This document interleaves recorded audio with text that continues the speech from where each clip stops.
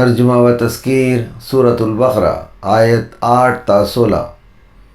اعوذ باللہ من الشیطان الرجیم، بسم اللہ الرحمن الرحیم۔ ومن الناس من یقول آمنا باللہ وبالیوم الآخر وما هم بمؤمنین یخادعون اللہ والذین آمنوا وما یخدعون الا انفسهم وما یشعرون فی قلوبہم مرض فزادہم اللہ مرض ولہم عذاب علیم بما کانوا یکذبون۔ وَإِذَا قِيلَ لَهُمْ لَا تُفْسِدُوا فِي الْأَرْضِ قَالُوا إِنَّمَا نَحْنُ مُصْلِحُونَ أَلَا إِنَّهُمْ هُمُ الْمُفْسِدُونَ وَلَكِنْ لَا يَشْعُرُونَ۔ وَإِذَا قِيلَ لَهُمْ آمِنُوا كَمَا آمَنَ النَّاسُ قَالُوا أَنُؤْمِنُ كَمَا آمَنَ السُّفَهَاءُ أَلَا إِنَّهُمْ هُمُ السُّفَهَاءُ وَلَكِنْ لَا يَعْلَمُونَ۔ وَإِذَا لَقُوا الَّذِينَ آمَنُوا قَالُوا آمَنَّا وَإِذَا خَلَوْا إِلَىٰ شَيَاطِينِهِمْ قَالُوا إِنَّ مَعَكُمْ إِنَّمَا نَحْنُ مُسْتَهْزِئُونَ اللَّهُ يَسْتَهْزِئُ بِهِمْ وَيُمِدُّهُمْ فِي طُغْيَانِهِمْ يَعْمَهُونَ۔ أُولَٰئِكَ الَّذِينَ اشْتَرَوُا الضَّلَالَةَ بِالْهُدَىٰ فَمَا رَبِحَتْ تِجَارَتُهُمْ وَمَا كَانُوا مُهْتَدِينَ۔ آئیں ان آیات کا ترجمہ سنتے ہیں۔ اور انہی لوگوں میں وہ منافقین بھی ہیں جو یہ کہتے ہیں کہ ہم نے اللہ کو مانا اور قیامت کے دن کو مانا، درحال ہے کہ وہ ان میں سے کسی چیز کو بھی نہیں مانتے۔ وہ اللہ اور اہل ایمان دونوں کو فریب دینا چاہتے ہیں، اور حقیقت یہ ہے کہ اپنے آپ ہی کو فریب دے رہے ہیں، لیکن اس کا شعور نہیں رکھتے۔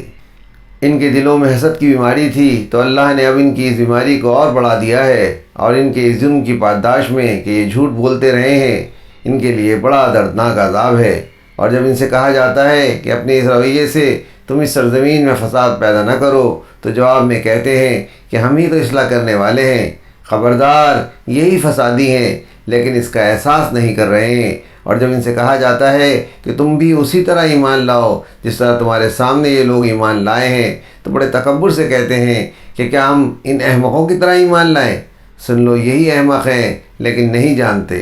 اور جب مسلمانوں سے ملتے ہیں تو یہ کہتے ہیں کہ ہم نے مان لیا، اور جب علیحدگی میں اپنے شیطانوں کے پاس پہنچتے ہیں تو کہتے ہیں کہ ہم تمہارے ساتھ ہیں، ہم تو مذاق کر رہے تھے۔ یہ کیا مذاق کریں گے؟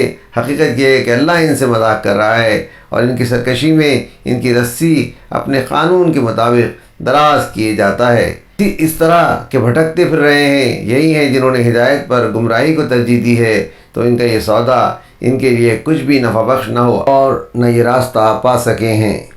ترجمہ البیان جاوید احمد غامدی۔ آیات کی سادہ تفسیر۔ جو لوگ فائدہ اور مصلحتوں کو اولین اہمیت دیے ہوئے ہوتے ہیں، ان کے نزدیک نادانی کی بات ہوتی ہے کہ کوئی شخص تحفظات کے بغیر اپنے آپ کو ہمتاً حق کے حوالے کر دے۔ ایسے لوگوں کی حقیقی وفاداریاں اپنی دنیاوی مفادات کے ساتھ ہوتی ہیں، البتہ اسی کے ساتھ وہ حق سے بھی اپنا ایک ظاہری رشتہ قائم کر لیتے ہیں۔ اس کو وہ عقل مندی سمجھتے ہیں، وہ سمجھتے ہیں اس طرح ان کی دنیا بھی محفوظ ہے، اور اسی کے ساتھ ان کو حق پرستی کا تمغہ بھی حاصل ہے۔ مگر یہ ایک ایسی خوش فہمی ہے جو صرف آدمی کے اپنے دماغ میں ہوتی ہے، اس کے دماغ کے باہر کہیں اس کا وجود نہیں ہوتا۔ آزمائش کا ہر موقع ان کو سچے دین سے کچھ اور دور اور اپنے مفاد پرستانہ دین سے کچھ اور قریب کر دیتا ہے۔ اس طرح گویا ان کے نفاق کا مرض بڑھتا رہتا ہے۔ ایسے لوگ جو سچے مسلمانوں کو دیکھتے ہیں تو ان کا احساس یہ ہوتا ہے کہ وہ خواہ مخواہ سچائی کی خاطر اپنے آپ کو برباد کر رہے ہیں۔ اس کے مقابلے میں اپنے طریقے کو وہ اصلاح کا طریقہ کہتے ہیں، کیونکہ ان کو نظر آتا ہے کہ اس طرح سے جھگڑا مول لیے بغیر اپنے سفر کو کامیابی کے ساتھ طے کیا جا سکتا ہے۔ مگر یہ صرف بے شعوری کی بات ہے، اگر وہ گہرائی کے ساتھ سوچیں تو ان پر کھلے گا۔ اصلاح یہ ہے کہ بندے صرف اپنے رب کے ہو جائیں۔ اس کے برعکس فساد یہ ہے کہ خدا اور بندے کے تعلق کو درست کرنے کے لیے جو تحریک چلے اس میں روڑے اٹکائے جائیں۔ ان کا یہ بظاہر نفع کا سودا حقیقتاً گھاٹے کا سودا ہے، کیونکہ وہ بے آمیز حق کو چھوڑ کر ملاوٹی حق کو اپنے لیے پسند کر رہے ہیں، جو کسی کے کچھ کام آنے والا نہیں۔